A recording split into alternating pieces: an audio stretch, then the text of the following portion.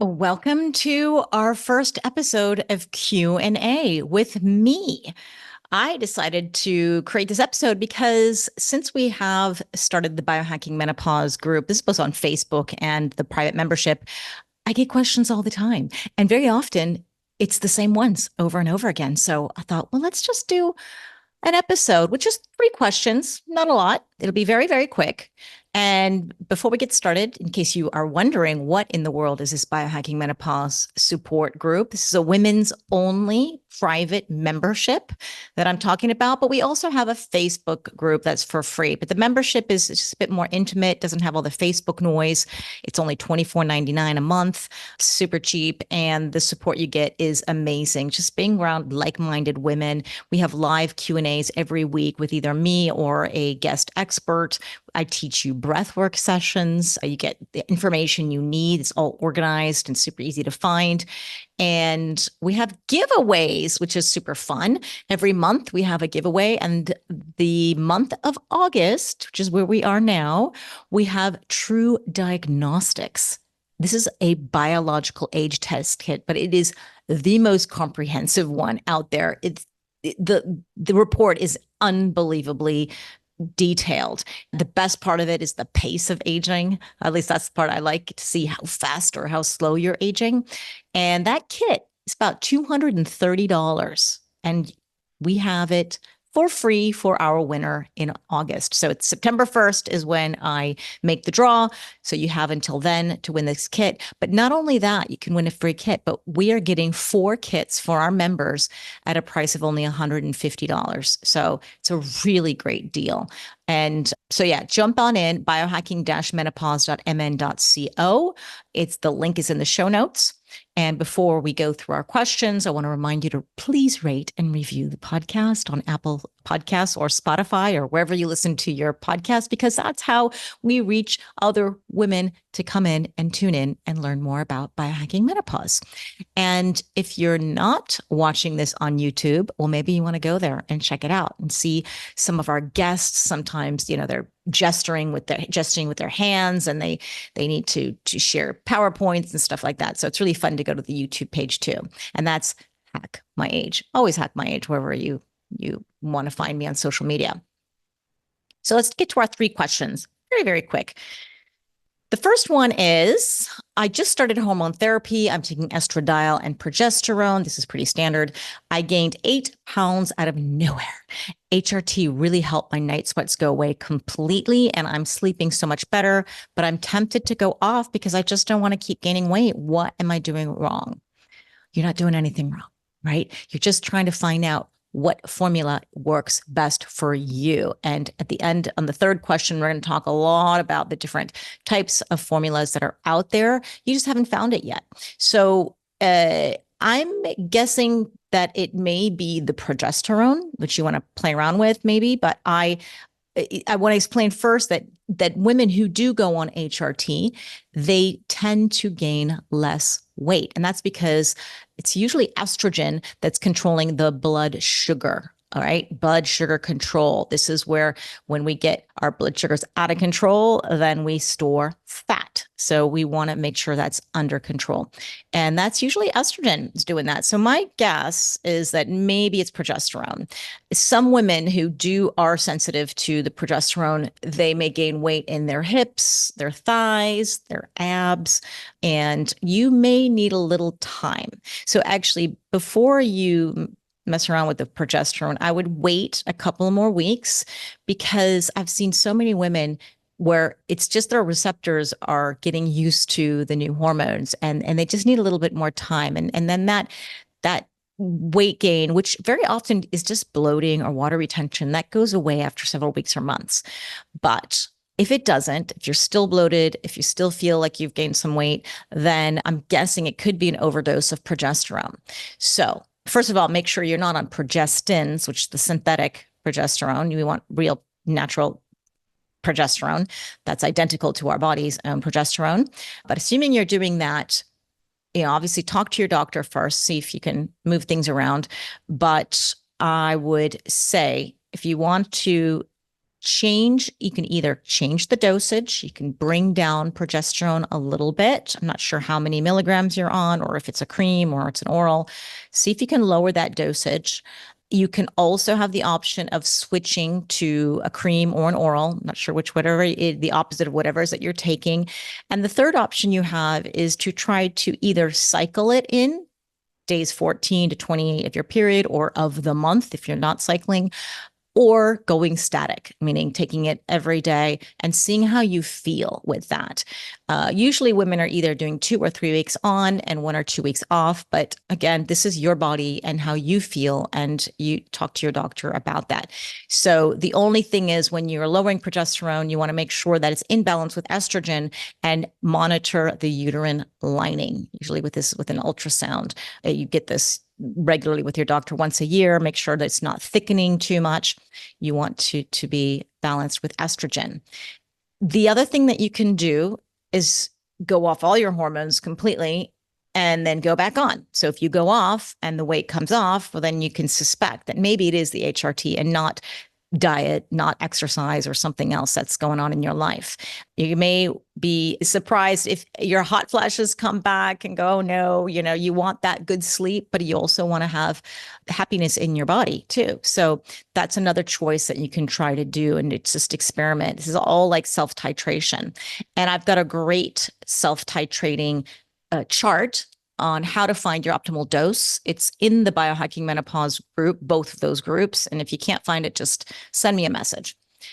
The other thing I would definitely work on, whether you're on it, off it, in the meantime, while you're finding your optimal dosage, is to focus on building muscle. Okay. Get that muscle going, get the metabolism running. And the faster the metabolism is going, the more fat that you're burning. And that's happening as you gain muscle. So you need that muscle anyways as you age. And that also helps with your blood sugar control. It's like metabolic tanks. Okay. Get that exercise in and focus on building muscle. And then also, one last thing I think you should try to look at, regardless, is your stress levels. How is your stress? Sometimes when we get really stressed out, cortisol rises, it hangs around a little too long, and that cortisol loves to hold on to fat. So always work on managing your stress. Next question. I'm so confused about bioidentical hormone therapy. My doctor tells me that it's just a marketing term, and FDA approved hormones are safer.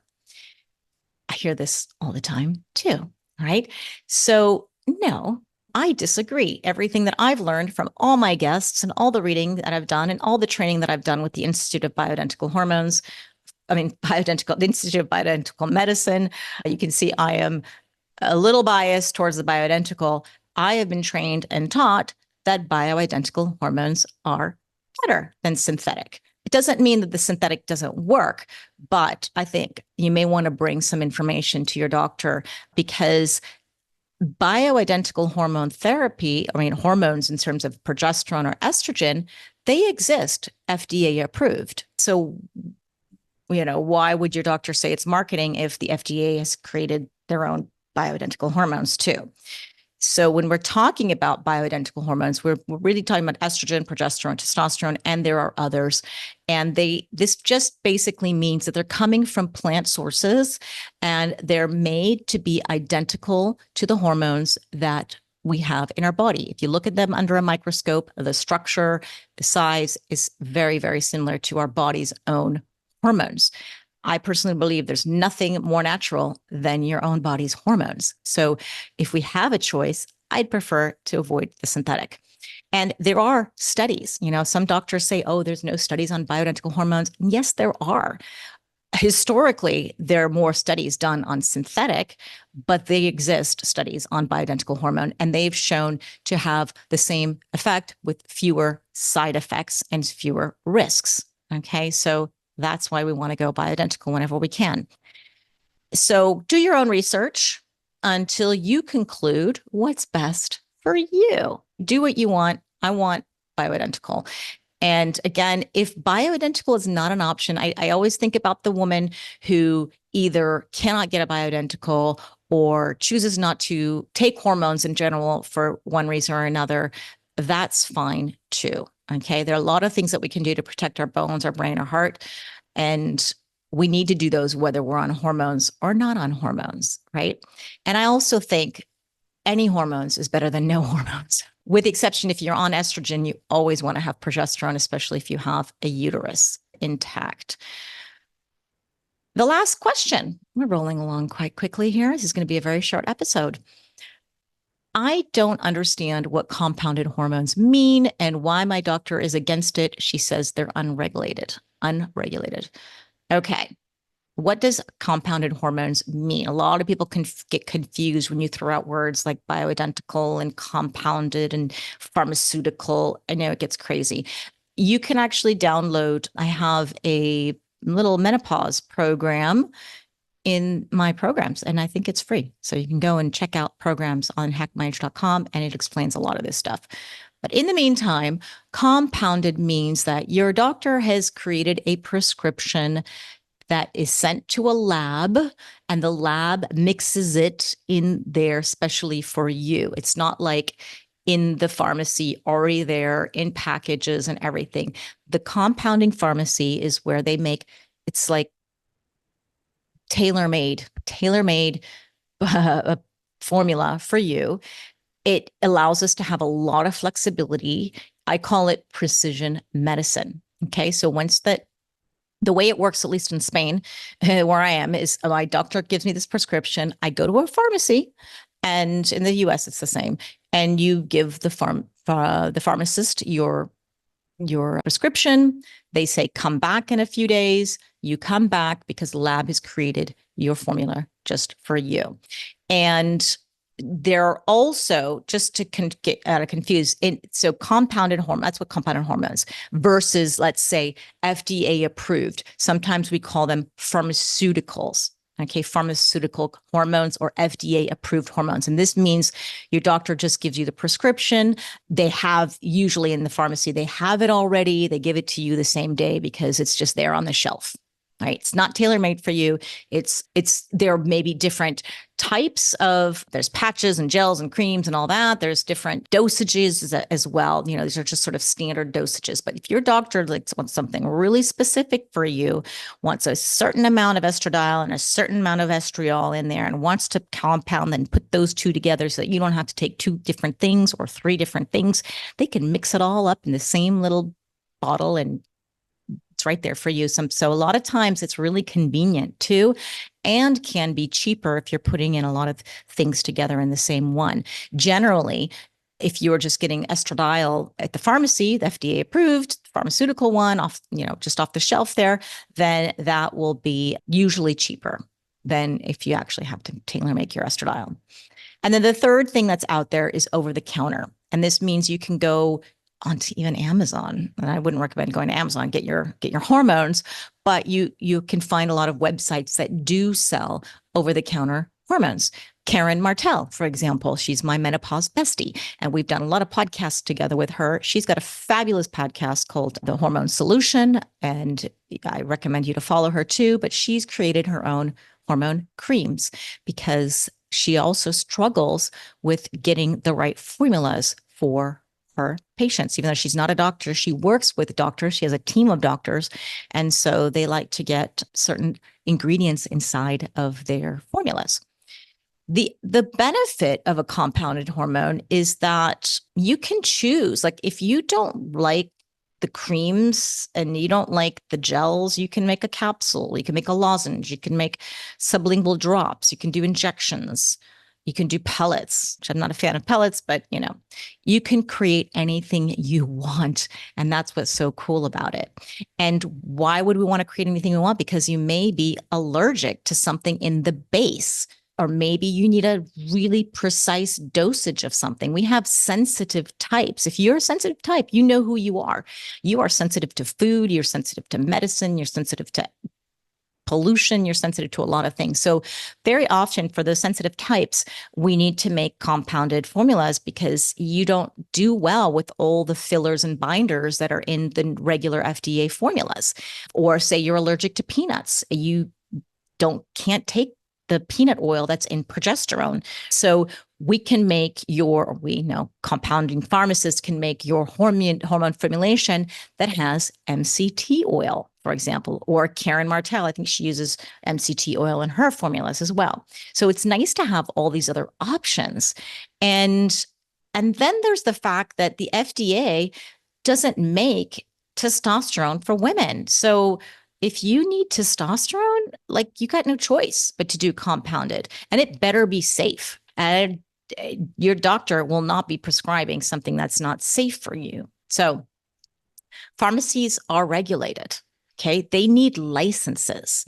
There's this argument that, oh, well, compounding pharmacists don't have the same rigorous testing for safety, efficacy, and quality. So that's why this question was saying my doctor doesn't like it, doesn't say it's safe. I even heard on a podcast yesterday, I don't remember who it was, but it was some big influencer doctor being interviewed, and she was likening compounding pharmacists to buying either gasoline from the gas station or getting it from the Joe Schmo on the corner who's mixing it with who knows what and putting that gas in your car. I thought that was so low that it was just, it is not like that. It definitely not. And if it were, your doctor would not be recommending compounding hormones. And there are a lot of doctors that do compounding hormones or compounding medicine for that matter. It's not just hormones. So the end product, let's say you've got your estradiol cream mixed with estriol, that's not FDA approved, but the ingredients are.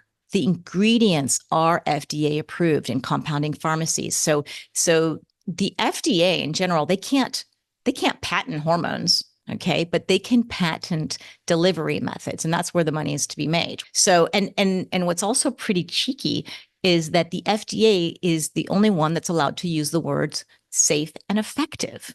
And that's totally used against the compounding pharmacies. It's the same hormone. Honestly, it's kind of low.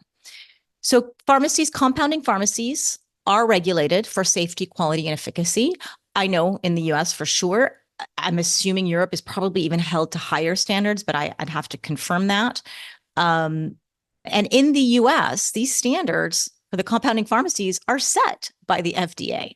So compounding pharmacies have to use FDA registered facilities, and they monitor the ingredients. They have to meet USP standards, which is the US Pharmacopoeia standards.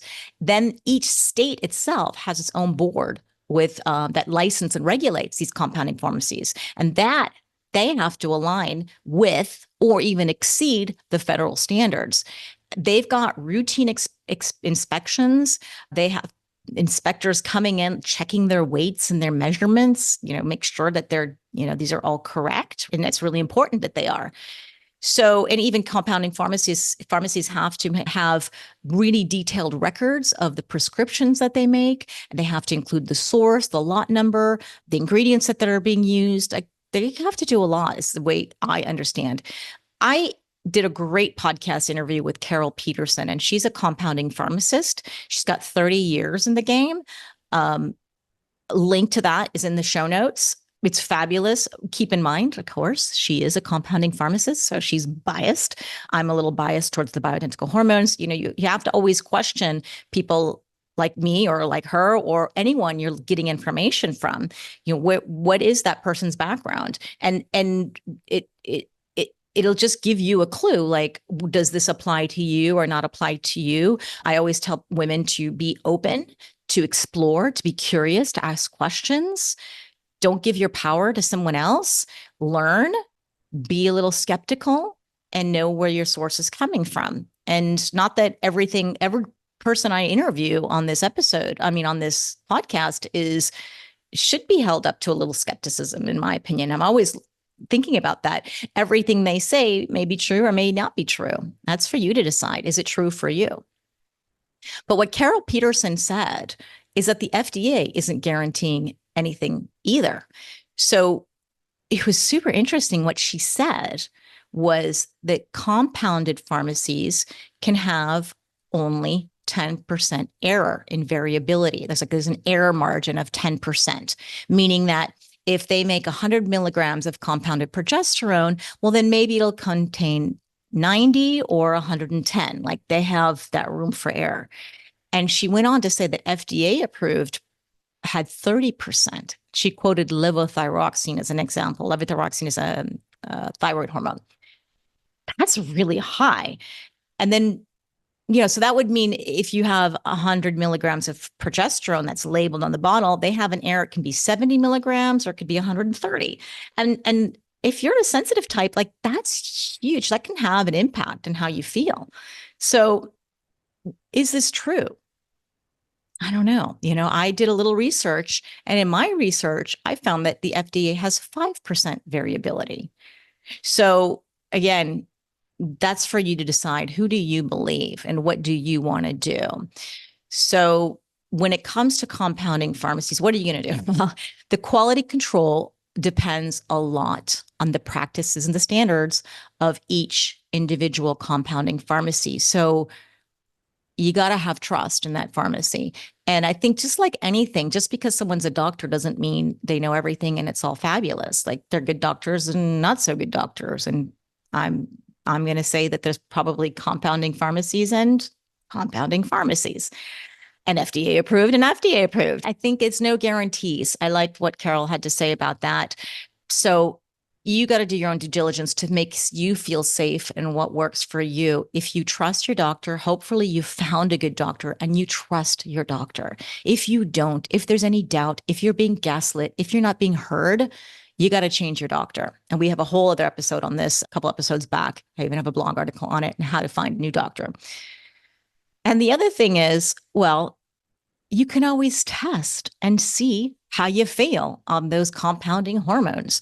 And if you don't feel right, well, it's not working for you. You got to tweak the formula again. And that's what your doctor will probably do and go, okay, well, now let's bump it up or lower it down, whatever it is that they're putting in there.